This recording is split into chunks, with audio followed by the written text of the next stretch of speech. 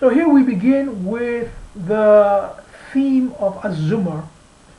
The theme of Az-Zumar, I believe, is the link between the book of the Quran itself with the condition known as Dini Khalis. Dini Khalis is a state where your obedience, your judgment, and your empowerment, that is to say, whatever decisions you make is given upon a particular authority, and that authority is just Allah. The opening of Az-Zumar says, Tanzilul Kitab min Allahil Aziz al-Hakim. The revelation of the book is from Allah, the exalted, the judicious. Inna anzalna ilayka al-kitaba bil-haq. Verily, it is we who descended to you the book in truth. Fa'budullah mukhlisina lahuddin. So serve Allah with a sincere servitude. So verse 3, which is quite famous for those who promote Tawheed, it says, Ala lillahi ad-dinul khalis. Is it not to Allah that sincere deen is due? So those who take protectors from other than Allah, this reminds us of chapter 7 verse 2 and verse 3, which talks about those who take from Allah, take other than Allah as their wali or protector. Back to this verse, 39:3 says, we only serve them in order that they may bring us closer to Allah. So truly Allah will judge between them in what they defer. So this is not what we're supposed to do. We're not supposed to take protectors other than Allah. How do we do that? We only follow the book. This does not mean that unless you have the book you're doomed. No. What it means is if your values and your actions are compatible with the book, then you're alright, really. Next it continues to talk about creation. And it gives a set of sayings or mentalities. For example, from verse 10, it says, say, O my servants who believe, fear your Lord. Take guard of your Lord.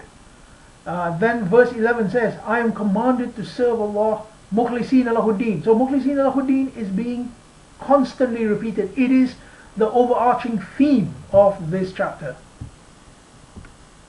Next it talks about those who eschew at-taghut, or the false authority, and they do not fall into the worship of taghut and they turn to Allah.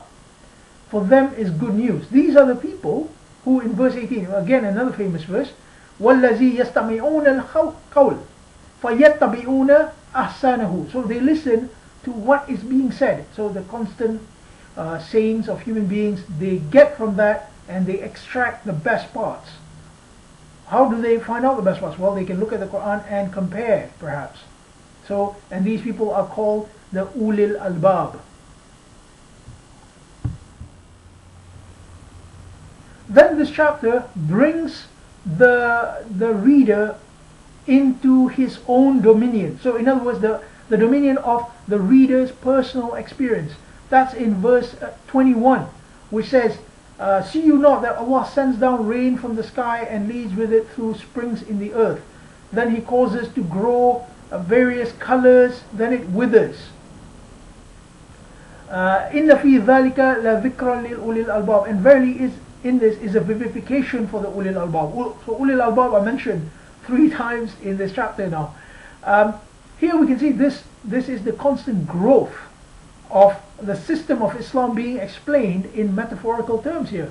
And this is further expounded in the next verse, which is verse 22, which talks about the opening of your projection to Al-Islam. Al-Islam is about growth, producing that variety.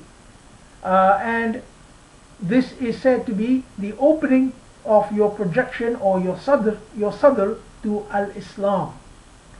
And verse 23, another famous verse, it says, Allahu nazzala ahsan al-hadith kitaban mutashabihan mathani. So Allah descends to you the event. This is events in your life going on, and it is kitaban mutashabihan mathani. It is like a book which has similarities, and it joins together. So these events are allowing us to see the growth of Islam in our lives. How do we do this? Well, let's relate it back to the opening theme, which is Dini Khalis. We must continue to clean up our deen so that it is only for the sake of Allah. And when we do that, Allah will engage with us and open up Islam in our lives. And here we are reminded in verse 27, وَلَقَدْ ضَرَبْنَا لِلنَّاسِ فِي هَذَا الْقُرْآنِ مِنْ كُلِّ مَثَلٍ لَعَلَّكُمْ يَتَذَكَّرُونَ. Verily we have propounded for mankind in this Quran from every example that they may vivify. So this is the whole point of this. If we understand these mathal or these analogies pertaining to life itself, we can keep vivifying these events in our lives. And it continues in verse 28, Qur'anan Arabiyan ghayra dhi iwaj la'allakum yattaqun. A Quran which is faultless in its language. It does not have any kind of crookedness, so that you may take God. Verse 29, it talks about a man belonging to many partners. Again, we are not supposed to have many authorities, but here it talks about mankind having a man having many partners, and a man who belongs to simply one master. Are they equal? So Allah is asking us, can we compare people who are dedicated to one authority, one cause, and one who is divided? So then it continues along those themes. You know, for example, it goes on with verse 45, which talks about the vivification of Allah alone, and it plays upon that particular theme, the cleaning of the deen, the purification of the deen, so that we may serve Allah. In verse 69, towards the end, it talks about the earth which will shine with the light of its Lord, and Al-Kitab will be open, and all the Nabiyeen and the Shuhada, the witnesses, they will be brought forward, and a decision will be made.